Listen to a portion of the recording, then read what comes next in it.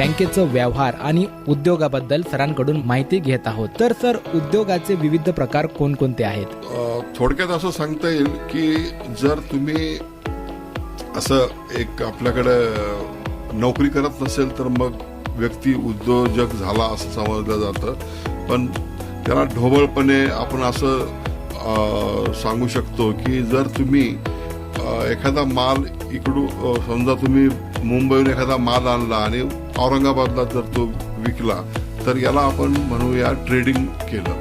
Number 2, जर त्यांनी चहाचं दुकान मांडलं किंवा एखादा रेस्टॉरंट सुरू केलं तर त्यांनी सेल्फ एम्प्लॉयमेंटसाठी, स्वयंरोजगारासाठी काहीतरी व्यवस्था केलेली आहे असं म्हणता येईल. म्हणजे एक तर ट्रेडिंग झालं, सेल्फ एम्प्लॉयमेंट झालं. नंबर 3 ते म्हणजे एखादी गोष्ट तयार करणे, म्हणजे प्रोडक्शन करणे. हा एक उद्योग होऊ शकतो. आणि बऱ्याच जणांना असा गैरसमज आहे की प्रोडक्शन करणं, MIDC मध्ये जागा घेणं, एखादं मशीन घेणं, त्याच्यातनं माल तयार करणं म्हणजे उद्योजक होणं. पण ही गोष्ट संपूर्णतः अर्धवट आहे. सगळ्यात महत्वाचं म्हणजे सर्व्हिस इंडस्ट्री.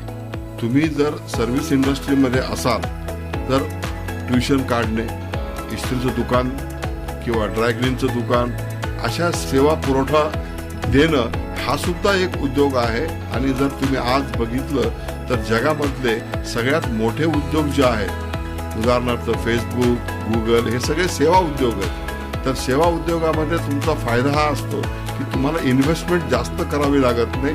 केवळ तुमच्या स्किल्सच्या आधारे एखादा उद्योग तुम्हाला चालू करता येतो. तर हे सेवा उद्योग, ट्रेडिंग, प्रोडक्शन, सेल्फ एम्प्लॉयमेंट असे वेगवेगळे प्रकार तुम्हाला दिसू शकतात. जर एखादा व्यक्ती उद्योजक झाला तर हे त्याच्या स्तरावरती आपल्याला सांगता येतं की हा प्रोडक्शनमध्ये आहे की ट्रेडिंगमध्ये आहे की सर्व्हिस इंडस्ट्रीमध्ये.